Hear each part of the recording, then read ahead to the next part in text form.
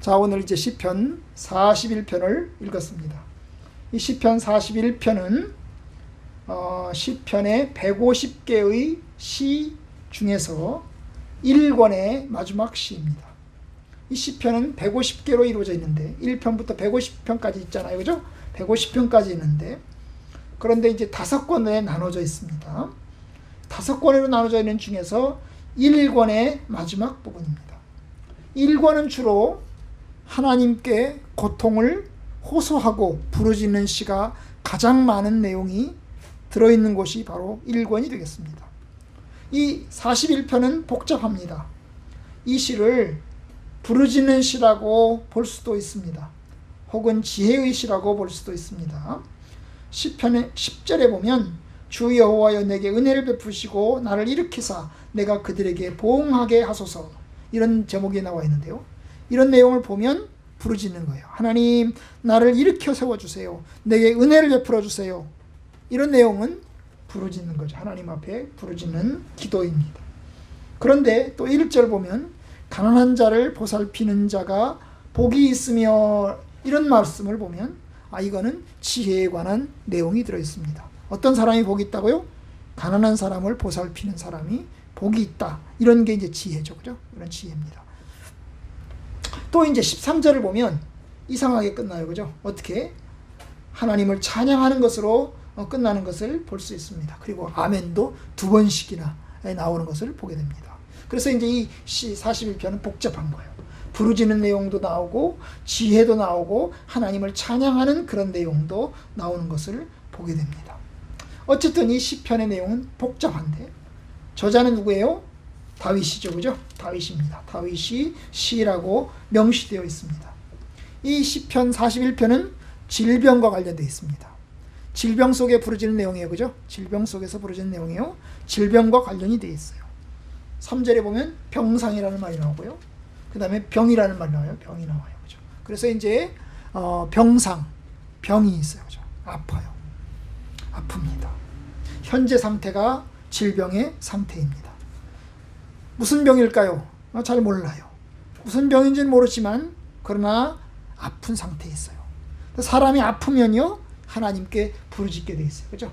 힘들고 어려우면 하나님께 부르짖어요. 그래서 이 시편도 역시, 시편 기자도 역시 힘들고 어려운 중에서 하나님께 부르짖습니다. 그런데 여러분, 질병만 있는 게 아니에요. 질병만 있는 것 때문에 힘든 게 아니고 사람들 때문에도 힘들어요. 오늘 본문에 보면 사람들 때문에 힘겨운 것이 길게 나와 있어요. 몇 절부터 있어요? 5절부터 나와 있죠. 5절부터. 사람들이 이제 악담을 하는 거예요. 악담이 뭐예요? 욕하는 거죠. 빨리 죽으라고.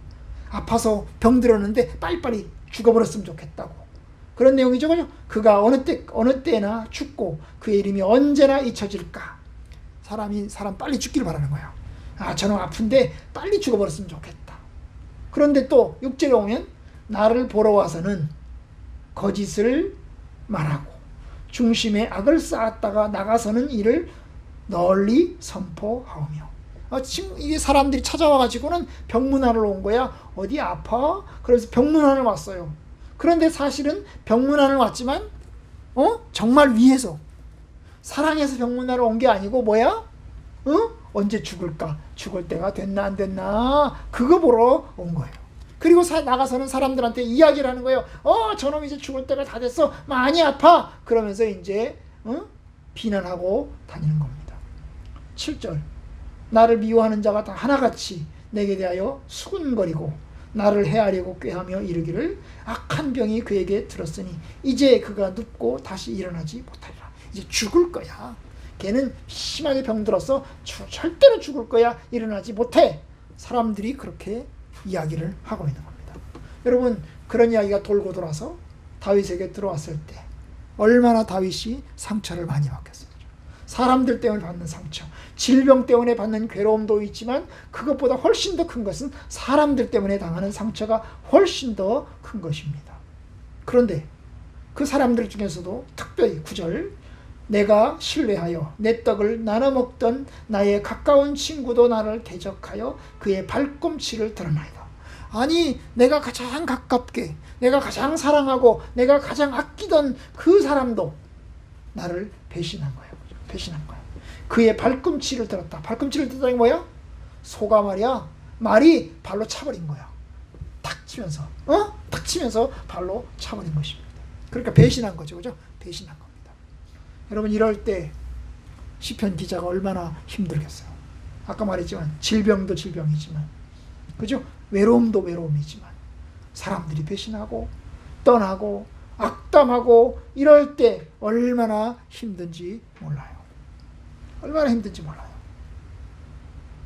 바로 그런 상황에서 이제 이 시가 쓰여지고 있는 것입니다. 뭘 기도하고 있을까요? 우선은 첫 번째로 뭐예요? 그런 중에서도, 그렇게 다 배신하고 떠나는 중에서도, 그런 중에서도 자기를 돌봐주고 자기를 지켜주는 사람들을 축복해주는 기도를 하고 있는 거예요. 그래 다 떠난 건 아니에요. 100명이면 100명이 다 떠난 건 아니고 그 중에 한두 명은 남아있는 거예요. 그런데 그 한두 명 남아있는 사람들을 위해서 하나님이 축복해달라고 기도를 하고 있는 겁니다. 자, 1절, 가난한 자를 보살피는 자에게 복이 있으며. 여기 가난한 자라고 그러는데 사실 가난한 자가 아니고요. 가난은 경제적인 걸 얘기하는 거잖아요. 그죠? 돈 없고 이런 걸 가난하다고 그러잖아요. 근데 여기서 가난은 경제적인 가난만을 이야기하는 게 아니고 뭐예요? 경제적인 가난도 있지만 뭐예요? 육체적으로 약한 것도 있어요. 육체적으로 약한 것도 있어요. 병들고 아픈 것도 있어요. 아마 이 가난한 자는 자기 자신을 이야기할 거예요. 그죠? 자기 자신. 다윗 자신이에요. 다윗 자신. 나같이 가난하고 나같이 힘들고 연약한 자를 보살피는 자를 하나님이 축복해 주시옵소서. 바로 그거예요. 가난한 자를 보살피는 자에게 복이 있으며 재앙의 날에 여호와께서 그를 건지시리로다. 2절, 주여 그를 그 원수들의 뜻에 맡기지 마소서. 그래서 이제 가난한 사람들을 축복하는 기도를 하고 있습니다. 여러분, 복이 또 다 복이 있으며 그랬는데 이 복이 있으며라는 말은 시편 여기저기 나와요. 그죠? 근데 가장 맨 먼저 나온 데가 어디예요? 시편 1편입니다. 이 시편 1편에도 복이 있도다 그래요. 복 있는 사람은 그렇잖아요. 복 있는 사람은 악인의 꾀를 쫓지 아니하며 오만한 자리에 앉지 아니하고 오직 여호와의 율법을 즐거워하며 그 율법을 취하러 묵상하는 자로다 그랬어요. 시편 1편에서는 하나님과의 관계에서 하나님 말씀을 따르고 하나님의 율법을 따라서 살아가는 사람을 뭐예요? 복이 있도다 그랬어요. 근데 41편, 1권의 41편에는 뭐예요? 가난한 사람, 연약한 사람을 돌보는 사람이 복이 있도다 그랬어요.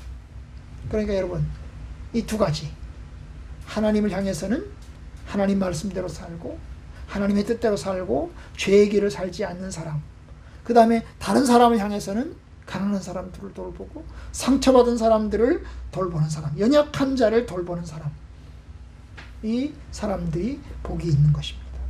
이것은 새의 양날개와 같습니다. 손의 양팔과 같습니다. 다 중요한 거죠. 왼팔도 중요하고 오른팔도 중요합니다. 하나님을 경외하고 하나님 말씀대로 사는 것도 중요하고 동시에 약한 자, 연약한 자, 상처받은 사람들을 돌보는 것도 필요한 것입니다.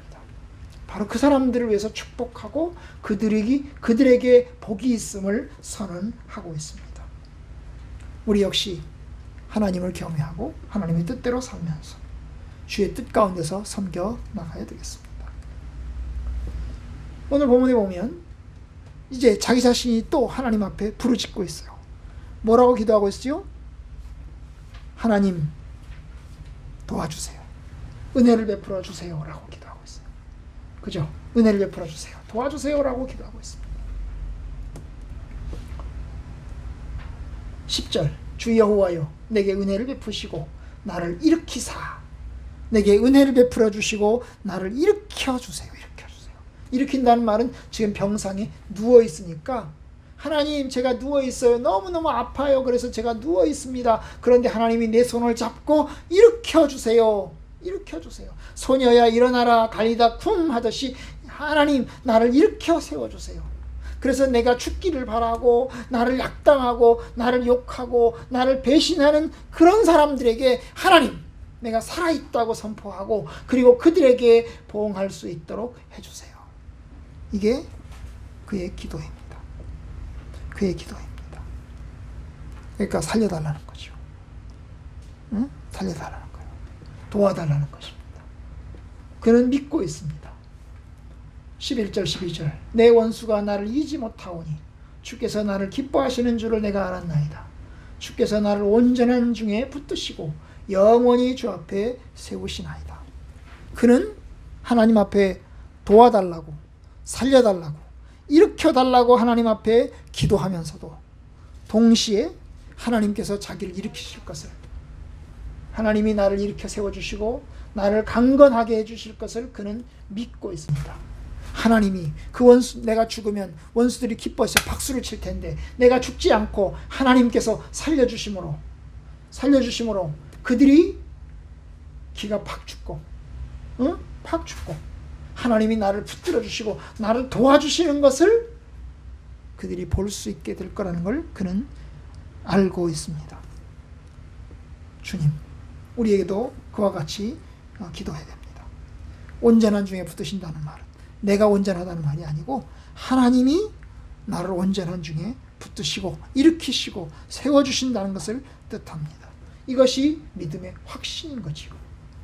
그러면서 마지막에 이제 13편 13절은 이스라엘의 하나님 여호와를 영원부터 영원까지 송축할지어다. 아멘 아멘.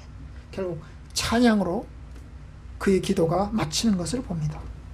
참으로 고난 중에 하나님이 일으켜 세워주실 것을 믿고 이제 찬양으로 그의 기도가 마칩니다. 이스라엘의 하나님 여호와, 그는 영원부터 영원까지 찬양받으시고 영광받으실 하나님이십니다. 그거를 고백하고 있습니다. 우리 역시 어려운 중에 하나님을 고백하고 하나님 말씀을 믿고 의지하는 가운데서 믿음으로 승리할 수 있기를 주님의 이름으로 축원합니다.